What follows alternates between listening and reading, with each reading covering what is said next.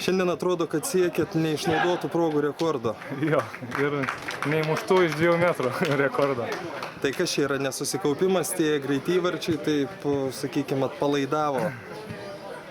Jo, greiti įvarčiai atpalaidavo. Ir šiaip vartininkas jų geras. Ir dabar klausiu, tai kodėl Hebra neįmušė, sako, vartininkas geras, bet sakau, taigi 2 metrai. Vartininkas geras. Tai klausimas, ar vartininkas geras. Bet jeigu mušat pro šalį, tai gali būti ar geras, ar negeras. Jo, tai čia klaustukas geras. Tai va, nežinau, pats matei.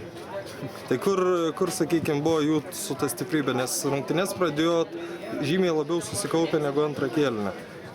Tai pradžioj mums reikėjo išsikrapštyti, o po to jau matėm, kad išsikrapštimas įpalaidavom.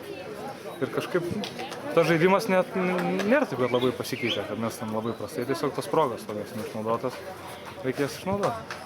Viskas gerai, kas gerai baigės. Tai šiaip patenkinti esat? Patenkinti, smagiai pažaidėm šiandien. Gerai, ačiū.